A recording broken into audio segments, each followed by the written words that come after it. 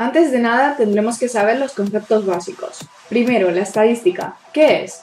La estadística es una rama de las matemáticas que se ocupa del recuento y la organización de datos, de manera que sea más visual y receptiva para el receptor. Empecemos con los conceptos básicos. Primero, la encuesta. La encuesta es el proceso mediante el cual se recogen los datos. La población es el conjunto de todos los elementos que se están estudiando, acerca de los cuales intentamos sacar conclusiones. El individuo se dice de los elementos que componen la población. La muestra es la colección de algunos elementos de la población. El muestreo es el proceso mediante el cual se recogen las muestras. El valor es cada uno de los distintos resultados que se pueden obtener en un estudio estadístico. Y por último, el dato son los valores que se han obtenido al realizar un estudio estadístico. La tabla de frecuencias. Tras conseguir los datos, debemos ordenarlos para que se aprecie la información sobre las frecuencias de cada valor o cada cualidad de la variable. Tenemos dos tipos de frecuencias: las frecuencias absolutas y las frecuencias relativas. Las absolutas se representan con n sub i y es el número de veces que aparece cada valor, x sub i, de la variable, a diferencia de las frecuencias relativas, que se representa f sub i y es el resultado de dividir la frecuencia absoluta entre el número total de datos. Los gráficos estadísticos. Los gráficos estadísticos simplemente quieren dar a conocer los datos de un estudio estadístico. El diagrama de barras consiste en la representación mediante barras de los valores de la variable, con una altura de la barra proporcional a su frecuencia absoluta. Las barras se colocan en unos ejes de coordenadas. En el eje de abscisas se ponen los valores de la variable y en el eje de ordenadas su frecuencia. También está el polígono de frecuencias, que se forma uniendo la mitad de la parte superior de las barras, uniéndolas con una línea recta siguiendo su orden cronológico. El diagrama de sectores consiste en representar los valores o cualidades de las variables en sectores circulares.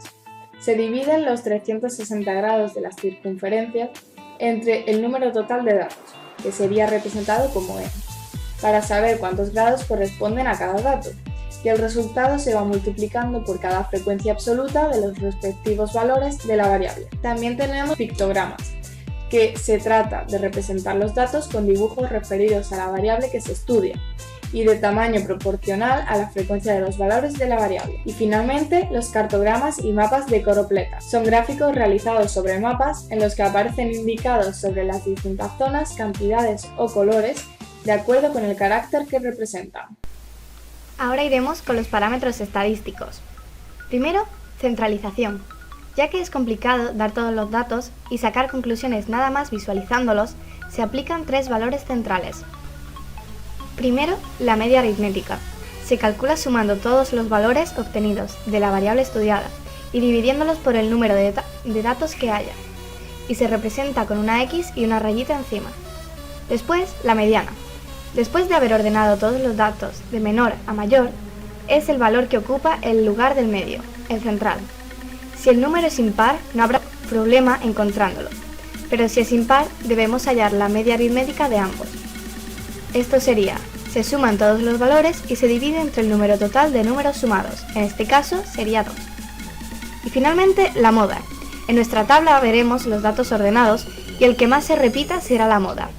Pero si hubiera dos modas, la distribución sería bimodal. En cambio, si hubiera 3, sería trimodal.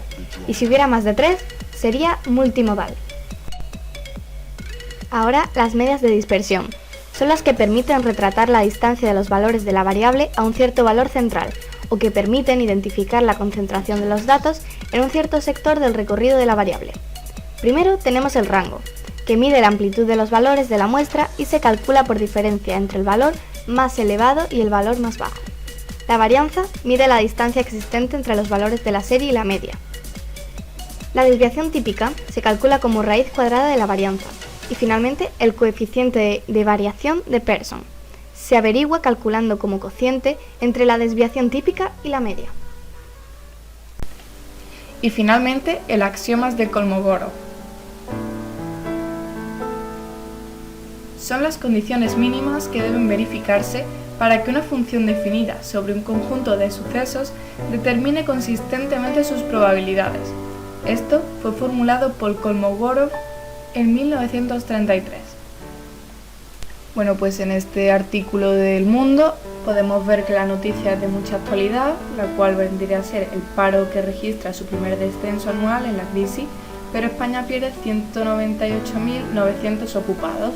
Aquí podemos ver un caso de estadística en la vida cotidiana, el cual vendría a ser el paro en España y su evolución. Vemos que es una gráfica creciente en la cual los datos se ven muy claros, ya que están ordenados tanto en el eje de abscisas como en el de ordenadas, de una manera en que los datos se ven muy claros y son muy visuales para el receptor.